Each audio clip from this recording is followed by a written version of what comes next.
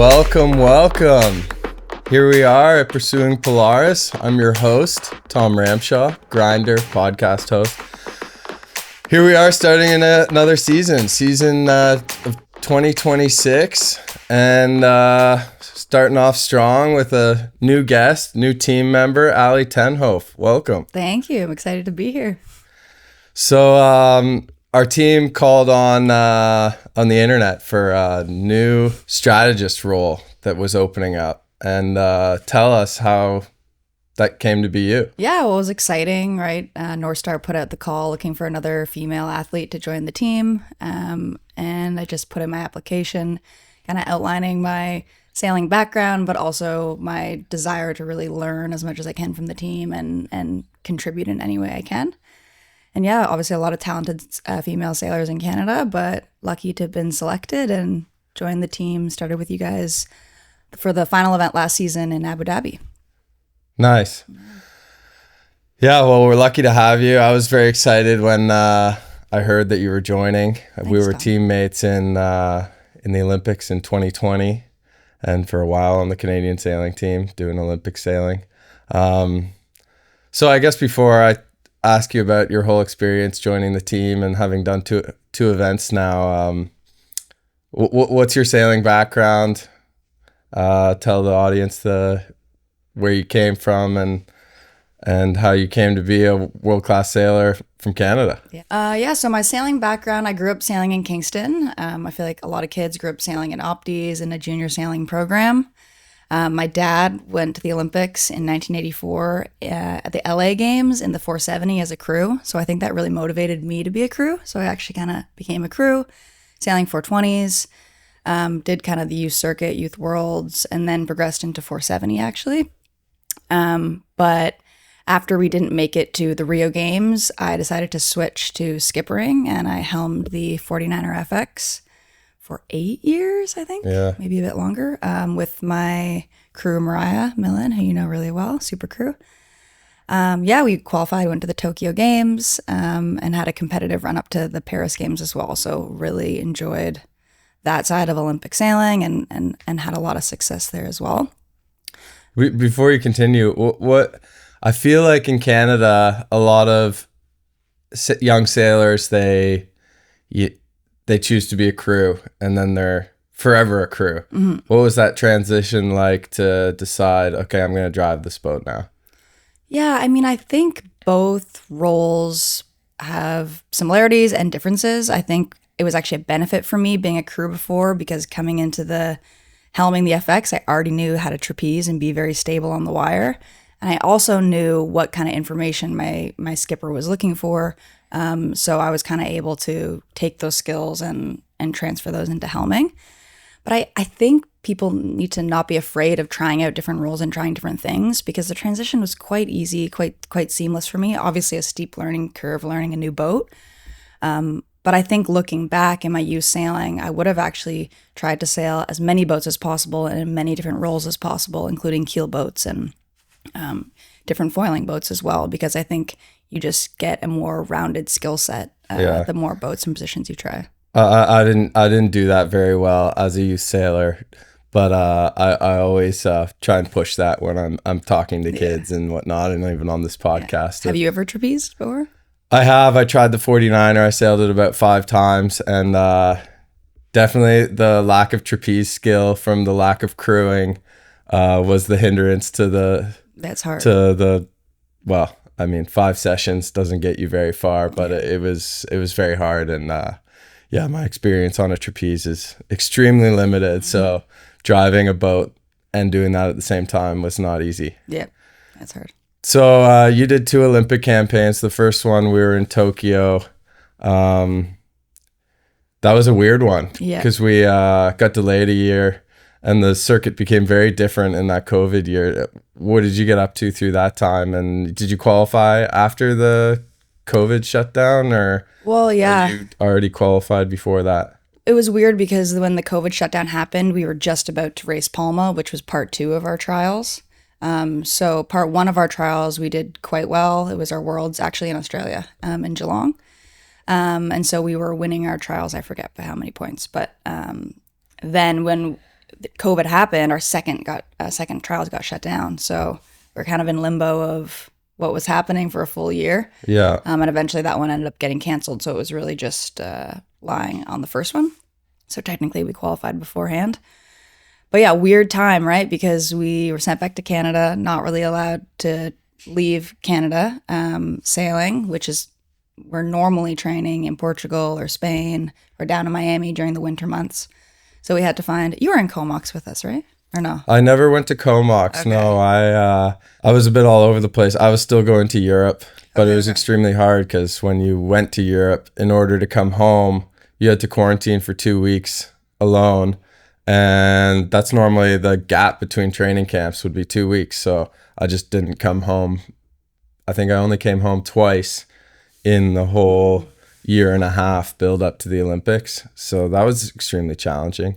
But I got the most sailing probably I'd ever done was great. that year. But it paid a toll on the psychology because it was extremely tough year. But it was a tough year. And also, I mean, obviously it was a great experience to go to the Olympics, but not necessarily the Olympics. It was my first Olympics that that you dream of as a kid, of having your family there and, that whole Olympic feeling, right? So it was definitely different. But, hopefully it was a one-of-one experience. So I guess I could say that I went to the COVID Olympics. But. Yeah, exactly. And then you guys took a break after, or you just went straight back into another campaign? Yeah, because the next campaign was only 3 years. So we maybe took, we started again in January. So yeah, I guess we took like 6 months off, 5 months off, and then back at it. I just felt like our learning curve was improving, and that Olympic Games, Mariah got really sick. I don't know if you remember. She had tonsillitis randomly. So she had crazy fever. She was super sick. So it just left us kind of feeling flat, and we kind of wanted to keep going and just push ourselves as sailors to see how good we can get. Not necessarily chase a result, but just really try to push ourselves. Nice. And then I stopped campaigning, so I wasn't on the circuit as much, but you guys did that whole campaign. You didn't end up qualifying, but then got a position to do together the Women's America's Cup. Yeah. Tell us a little bit about that experience and that transition from Olympic sailing into something totally different. Yeah, it was definitely a big jump. All through that second quad, we had a really good battle with Georgia and Antonia. They ended up sailing an incredible Olympic trials and knocked it out of the park. So obviously disappointing, but that's sport. Someone's got to win, someone's got to lose. And pretty quickly, we were full on into Women's America's Cup stuff in Barcelona. So we joined the team in Barcelona.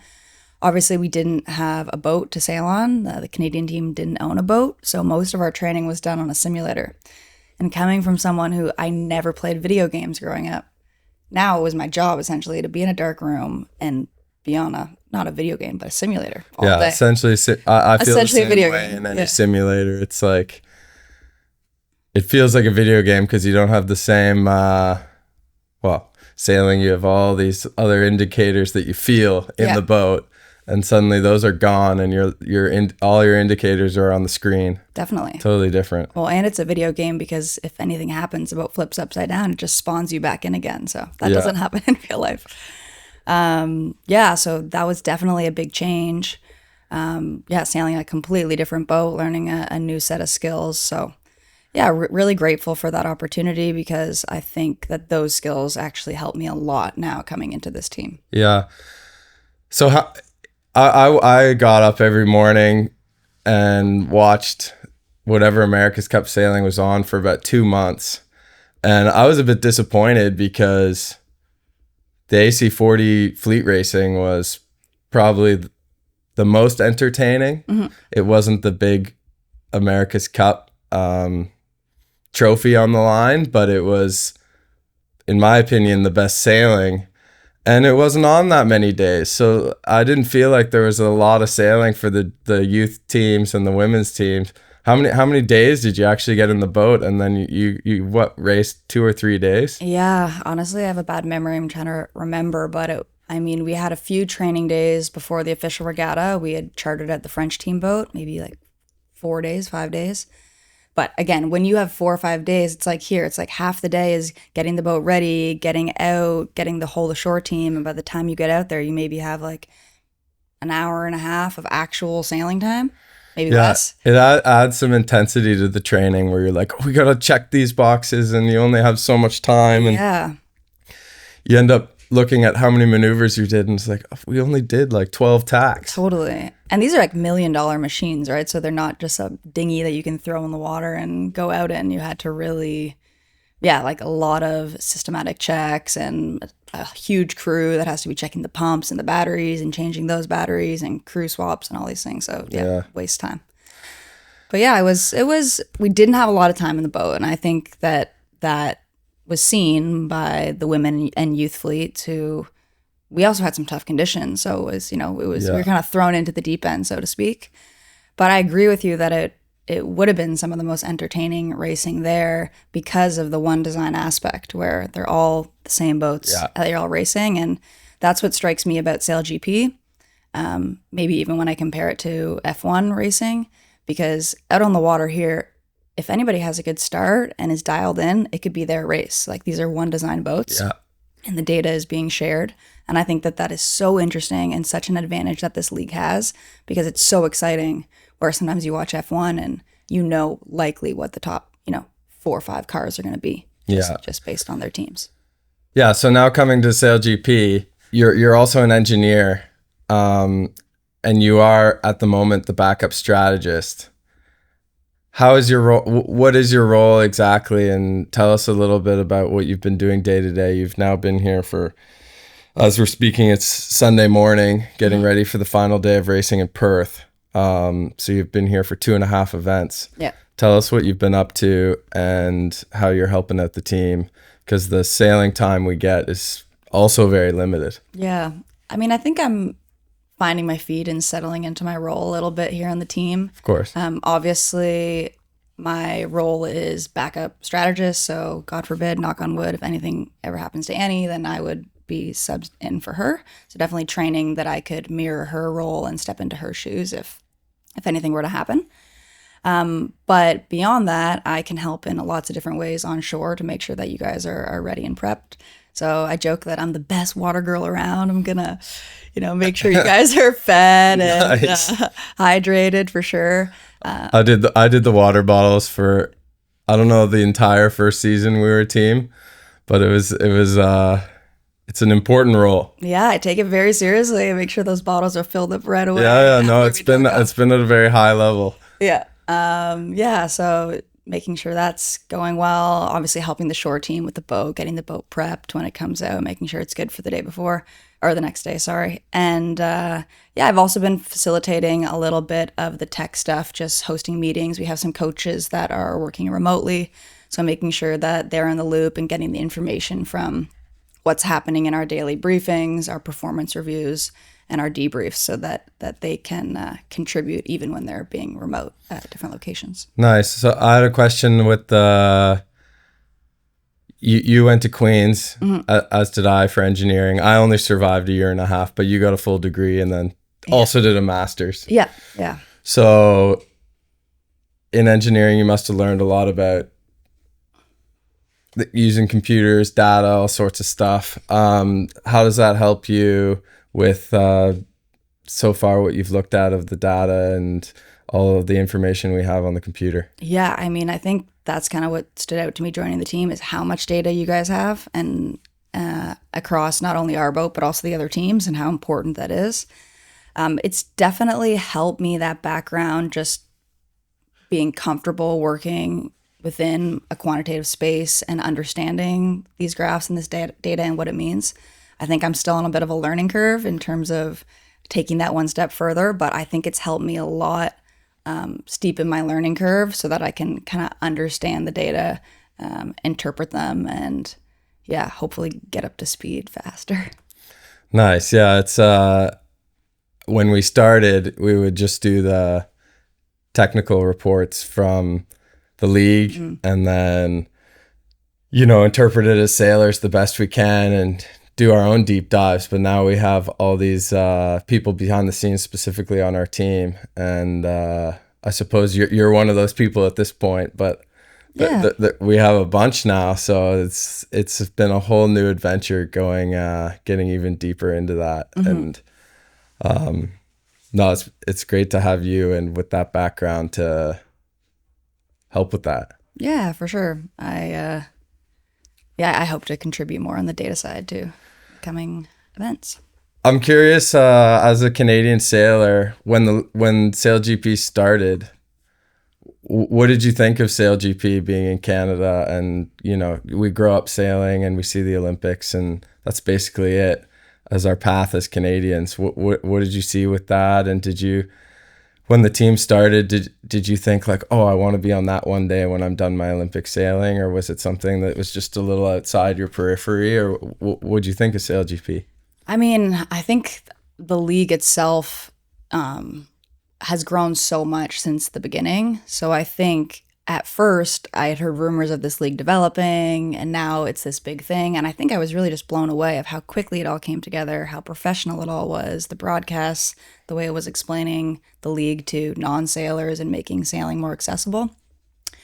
I think I was so focused on my own Olympic sailing that at the time I was like, I wanted to prioritize that, which is why Ryan and I didn't initially try out for the team or express that this was something that we wanted to do full time.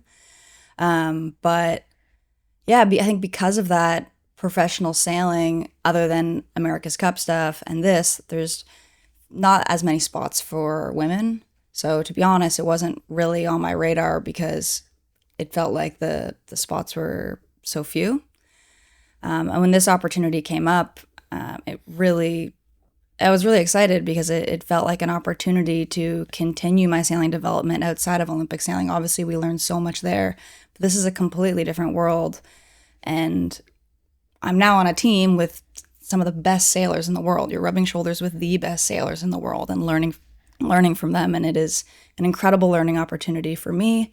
And a really exciting opportunity to open the door for hopefully more female sailors to get that access, because that's the only way I think more females are going to enter the sport, is giving them opportunities to upskill and learn from the best. Yeah, exactly. I mean, I've been asked the question of like, why isn't it 50-50 women and men? And it is only one spot right now. Yeah. So it is super limited. It's always impressive to see the women on the teams doing different roles, but I think people forget how important the strategist role is. Yeah. And how much they're involved. They have a membrane of buttons. You guys have with, I don't know, maybe 20 buttons on it that you assist with all the other roles that are completely overloaded, which is so important. And then the eyes out of the boat. So I think when it started, because it was five sailors on the boat, it was kind of along for the ride, but it's developed into this one of the most important roles on the boat. Definitely, yeah. So having a good strategist is such a key aspect of a team's success. Yeah, and Annie's so strong, and I feel grateful to learn from her as well. I think she's probably one of the best in the league. She's clear. She's very calm on the boat. I often find her voice and her communication very calm and kind of can bring the tempo down, which I think is important. And she, does a great job kind of trying to paint the picture for you guys who, especially you're probably max heart rate, sometimes full speed ahead. Yeah. And then another important part of the job that's hard is when we're sailing shorthanded, 4 up, the strategist moves into a grinding position. Yeah. And you've tried that. Yeah. Tell me a little bit about that. Yeah, I mean, I hopped into that spot. That was my first time on the boat, straight into 4 up in the grinding position and trimming the jib. So definitely a lot on. And at the time I wasn't feeling 100%. So I don't think that really helped my lungs very much. I was kind of dying grinding. But it definitely is motivation for me now when I'm back home to develop that skill of grinding, hit the gym hard, so that if I'm thrown into that position, I can perform for the team for sure, because it's a lot on, right? Like if Yeah. she doesn't grind that wing sheet in, she'll have CJ in her ear. Especially when you were 4 up, I think you were grinding alone, which Yeah. I've done a few times, and it's hard. Yeah. And you really can't grind every time you want to grind. You gotta kind of wait for the most important moments, because otherwise you'll blow yourself up. Which I don't think I was doing. I'm pretty sure I was grinding like pretty much the whole time. And Oh, Billy would lean forward like, "Hey, Ali, you can stop." I'm like, "Oh, okay." Yeah, fair enough. Well, that's all part of the learning curve. I remember at the start we would blow ourselves up a little more often than we do now. Now it's not I mean, 3.5 years of practice, you get a little more efficient at anything you would do in practice for that long. Mm-hmm. You've been here. You were here in Abu Dhabi. Mm-hmm. How did you find the racing there? And now we're here in Perth, and we've had one day, a little windier. Yeah, completely different conditions. I think I'm realizing now how stressful it is for fans and also for parents and family watching on, because in the rib, I think my heart rate's probably higher than you guys in the boat. Yeah, I completely agree. It's really stressful being in the rib. But yeah, Abu Dhabi was much lighter, more fluky, so higher chance of a boat maybe falling off the foils or, stressful in that way. Here in Perth, it's been breezy with that sea breeze coming in each day and choppy waters, so tricky in a different way, but really fun to see the boats ripping around the course. Yesterday, I think you guys had really great starts, so that was exciting to see, and just a few little blips here and then around the course. Easy fixes for today, but I'm excited to see today's racing. Yeah, me too. It's such a coordination between all the crew to get the boat around the course smoothly, and sometimes it's just little things here and there that add up into not the best day, but happened to everybody though yesterday. Everyone had those moments for sure. Yeah, but the starts from outside the boat looked all right. And yeah, it felt good on the boat. We definitely had a plan, and the small adaptations for the other boats went really well. And other than one start where we were late, it was felt good. We've been working hard on it too, and I think that's what's exciting. Is like you have a goal, you're working hard on it, and to see results is promising. Exactly. That's how in Olympic sailing, you're not focused on the result. You're focused on your small goals, your, I guess, progress goals is what you call them. And it's the same on the team. And, we're not saying our goal is top 3 every regatta. Our goal is to, execute good starts. And that narrows down even smaller to managing position, or you each have your own individual the different goals types of starts. Exactly. So I feel like we nailed those yesterday. I mean, we were 3 out of 4, which has improvement.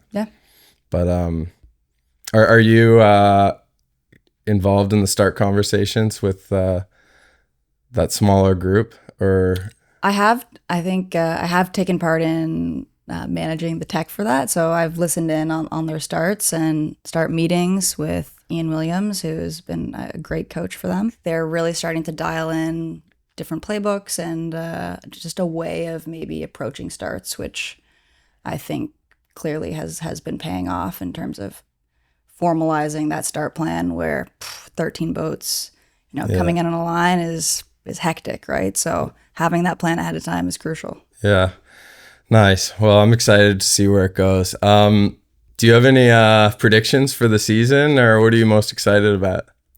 Oh, what am I most excited about? I mean, I just feel really good about our team. I think the vibes are good. I think everybody's really driven and committed. I can see, I've obviously just joined the team, so it's hard to know from my little knowledge, but I really feel like the team's confidence is building, and even after a day where you have a few mistakes, you're able to bounce back. And I just think that is one of the most important things of a solid team and a winning team.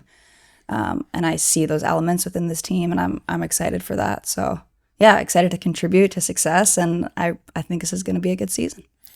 Nice. Yeah, the team's always had good vibes. It's just last year we had a streak of tough events, so it was hard. We kept the morale up, but it was super hard. And this year, it always felt like we were on the brink of having a really good event, and it didn't really come. I mean, it came early in the season, but from that bad streak, it didn't really come. So I'm ready for it to come anytime. Yeah. And yeah, we're excited that you're a part of it now. But yeah, no, any bold predictions for the rest of the fleet, or? Oh, I don't know. I don't know. What do you like? Yesterday there was a big crash between New Zealand and Switzerland. Did you see that happen, or? Yeah, well, to be honest, I was focused on you guys rounding right turn there, just kind of looking at the rounding, but I did hear the bang, the big bang, and then we could see their stern and their rudder drifting in the water. So pretty scary moment. Really glad that like Pete was right at the back there. So I'm glad that he was okay and nobody was hurt. Yeah, I wouldn't want to say that there's going to be a lot of crashes. That'd be a bad prediction. I hope there's not. That's my bold prediction is I hope there's not crashes. But I mean, it's pretty unfortunate. We have a 13 boat fleet, and then we did 4 races yesterday, and there was only 10 boats in each race. Yeah. So I mean, I think that's maybe a tough reality of racing in these big fleets now. Is we have so much congestion and so many boats to look after that. The truth is, it's going to be hard to get all the boats around every race course. Yeah.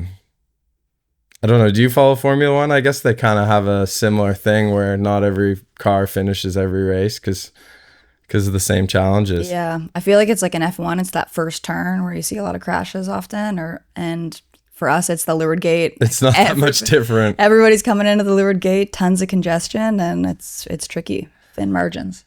Yeah, it's tough, and now that you got to penalize one team, and both teams could have done a bit better job. So how do you make that call? Yeah, Swiss were in the right. New Zealand, they're waiting for the board to drop on lock, and then they waited too long. We had a similar situation last year in Portsmouth, and we had to avoid some port tackers as the starboard boat, and it ruins your race. Yeah. But at least you can keep sailing. Yeah. So it's hard to make that call as an umpire, especially when they're in London looking at a computer screen. It's not the same. I don't envy their job for sure. Have you sat in on the umpire briefings yet? No, I haven't sat in on them. Have you? Yeah, sometimes I go into the container and they have it going, and there's 2 teams kind of going at each other, pleading their case, but. Ooh. It's the difficulty of this type of racing is the final call is made within 10 seconds of an incident. Yeah. Unless there's a crash and then they have more time. Yeah. But yeah, it's an impossible job really.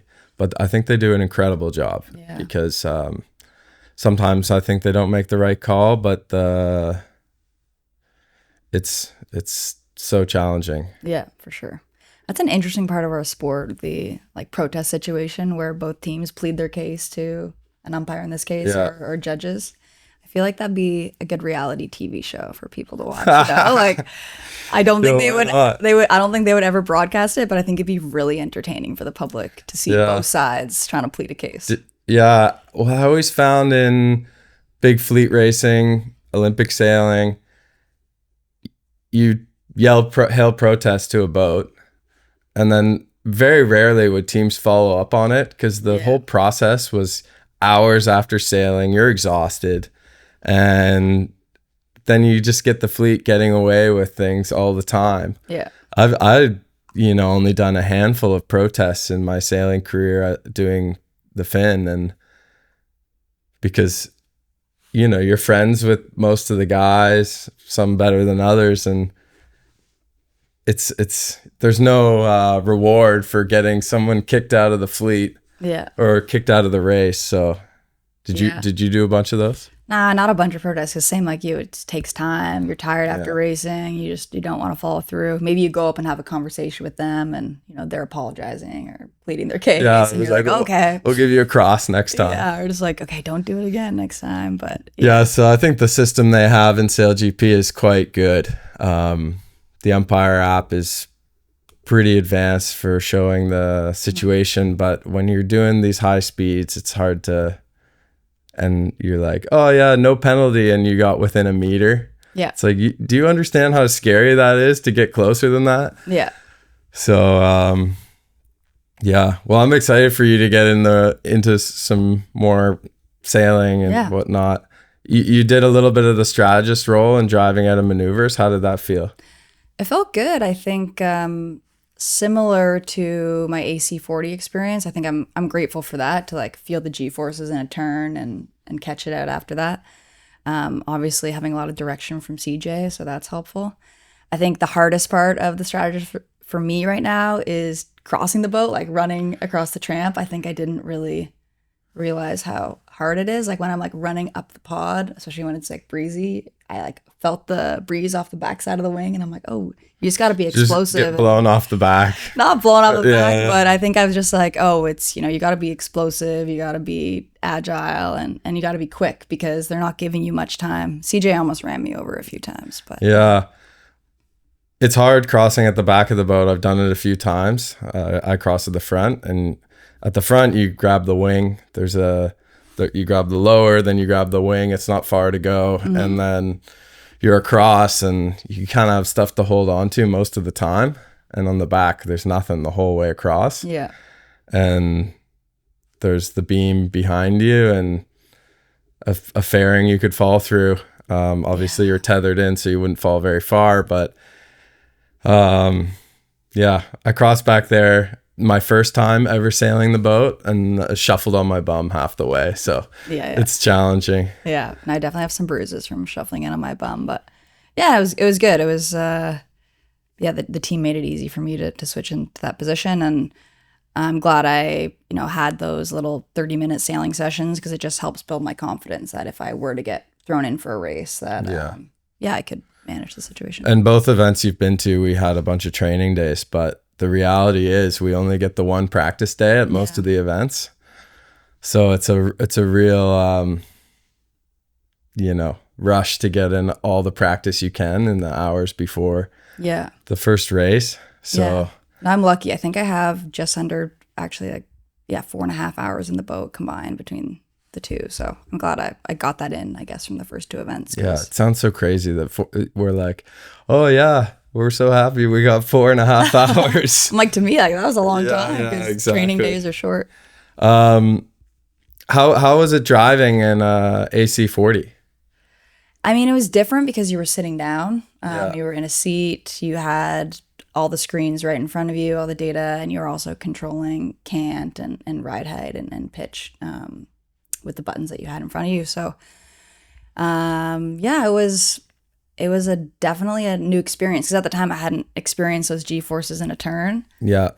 But I also think my fast boat sailing from the FX did help in terms of hookups out of jibes and what that feels like. And, when you feel the boat loaded on a downwind, kind of soaking that down a little bit and finding that groove downwind. Also, I had Mariah trimming with me behind. So I feel like so it was a familiar relationship. Yeah, familiar relationship. But there's definitely lots of parts of the boat that were new and very different from 49er sailing. Learned that the hard way on a few barroways. Turning a little too fast. Like in a 49er, you can rip the turn around a barroway if you're starting to heel to leeward, because you're just like, you're going to unload the boat and you're going to get down. But yeah, in the 50s and the AC40s, if you turn too fast around... If you start to heel to leeward and you correct that by turning quickly, you're just adding more lift on the foils and more lift on the rudder. Yeah. And you'll nosedive. So experience that the hard way in the AC40. But I mean, driving these boats are wicked. It's incredibly fun. So just back to the AC40, you guys, I was watching, and obviously as a fan of Canada, and on the last day of sailing, you had a crash and something broke. Yeah. Can you tell us a little bit about what happened there? And I mean, obviously there was a lot of disappointment. Yeah. Yeah. So there are two separate incidents. The first one, it was pretty breezy offshore, flat water.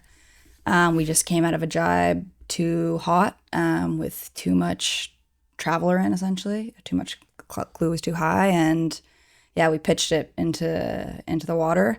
Luckily, we didn't capsize. Thank God, got the boat up. But the real incident of why the boat broke actually after is because the shore team, never blaming the shore team, but there was an incident that the bolt on the ram for the board wasn't tightened. It's supposed to be tightened to a certain Newton force, and it wasn't tightened. And it completely came off. So essentially we had like a limp foil, like we had no control over our foil whatsoever. And I think it was tough for me because I think the perception of it was that the crash caused this, and I kind of took that on mentally of like, oh, this is my fault that the boat broke, and I was pretty down about it. But learned afterwards that unfortunately it was just a freak accident, and a really disappointing one to end a lot of hard work. But yeah, these things happen, right? But it was pretty scary having no control over the foil. Like it was just like swinging all over the place, and the boat was like a bucking bronco. So it makes you appreciate the shore team and how much goes into making these boats work properly. Totally, yeah. It's unbelievable how complex they are and how well they work when we're out racing. Yeah. We had a similar situation a few years ago where one of the connections in the wing wasn't tight enough, and the electric connection stopped working, and the whole boat kind of shut down. While sailing. In the first race of the day, we just slowly started losing functions, and we stopped racing. And then, it's such a simple thing, but we couldn't get it working. So we missed an entire day. Yeah. No redress, nothing. And that kind of like set the stage for the rest of our season. We were already kind of on the back leg from some penalties in the earlier part of the season. And we were kind of too far behind to really reach the top without just podiuming every event, which is obviously extremely challenging. Yeah. But that's the way it goes sometimes. So you really appreciate like all these professionals in different departments that come on the boat and are checking. And it's so wild that they get such a complex machine going. Yeah. That's tough. You didn't get redress. We ended up actually getting redress, luckily, which was good. But yeah, and for the shore team, we're also really lucky. We have a really experienced shore team, and those guys are on it every day and going above and beyond to make sure that the boat's ready to race, the boat's as fast as possible. You can really see them putting in the extra effort. So yeah, I think super lucky. How has it been working with them? Because you're doing a little extra work on the boat and learning that technical stuff. Yeah, I mean, they've been super kind, teaching me. I think sometimes I'm doing a job and in my head I'm like, you could probably do this in half the time, but they're taking the time to teach me these skills, which I really appreciate, and I'm sure I'm going to get faster and faster at these jobs as the events go on. They're super experienced. They're on it. Like, what blows me away is there's so many things that could go wrong on the boat. There's so many different parts. There's so many different pumps and hydraulics and the oil, and they're ready for each scenario. Yeah. So yeah, it's been like, I feel like every day I'm learning a new skill or a new job. So it's been really great to learn from them because they're super experienced. Yeah, I always think that's wild. Like, we had a board kind of jittering on its own, the rake moving, like almost vibrating. And they had to pull an entire accumulator out of the boat. So this huge black pipe essentially. And it's a 10-minute process, they disable the boat, bring the rake back, pull it out, and the new one's in, and the boat's working great within 10 minutes. Is just a crazy experience of those guys who come on the boat to help us. And I think they're behind the scenes, obviously, like they're not always in front of the camera, but I would argue that their contribution is like super important, and maybe they should be in front of the camera a little more often because they're I did this podcast with Fletch. Oh, did you? Yeah, he's not used to being in front of the camera, so he was hesitant, but it was a great podcast. Nice. We had a great chat. I'll have to listen to that one. I haven't heard it. Fletch is always fun to talk to about anything, so it was great to get his voice out there about his side of the being on the team. Yeah, definitely. Go take a listen to that, listeners, if you haven't already. Yeah. Thanks for the plug. Basically on this podcast, we're just trying to get to know every aspect of the team. And obviously both of us came from Olympic sailing. So it's always a shock when you see the sailors on TV, six people on the boat, but the amount that goes into it, I think we're almost 20 people. Crazy, yeah.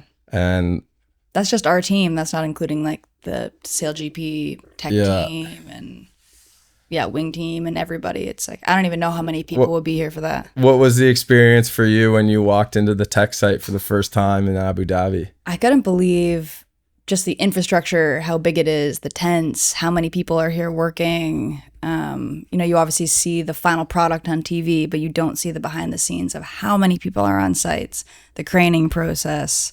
Like everyone from catering to safety people making sure that you're walking in the right place to the safety divers, the safety team. It's huge. There's so many people. It just blew me away, the operation and the fact that they're now going to have to pack that up starting tonight. Yeah. And then ship it somewhere else and then set it up again for, 4 days and take it down again. Yeah. One of the first questions I get when someone asks me what I do for work, and then I explain the circuit, and one of the first questions is, how do you get the boats to the next place? Do you sail them? Yeah. Like, no, we don't sail them. That'd be wild. Get packed away into containers, taken apart in a day, and they're in shipping containers. And even that logistics of whoever's doing that job, unbelievable. I should get them on the podcast because it's mind-blowing how much is there in the tech site and how it all ends up 3 weeks later in another location is pretty unbelievable. I mean, that's a huge part of the operation, and I think we're at the limit of how many events we can do in a season because of that. So I'll be interested to see. I know SailGP wants to grow, how they can pull that off. You have to build some more boats and cycle them maybe or something. Yeah, that's a good idea. Yeah, I'll let them know. I'll let Russell know. Yeah.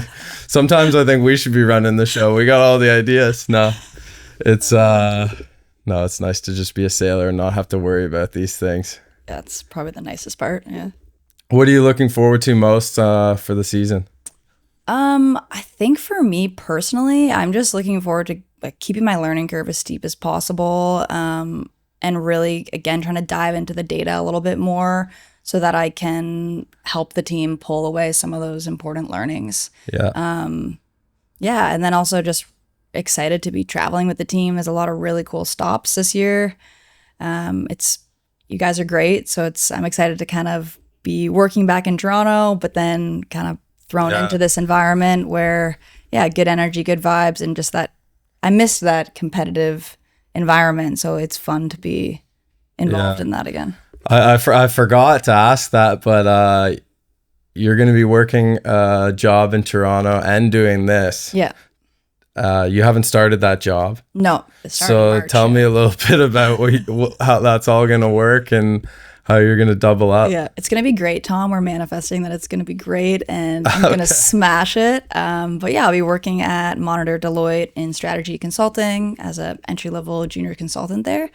I'm really excited to learn that space, specifically because the Toronto office of Monitor Deloitte has a sports advisory practice.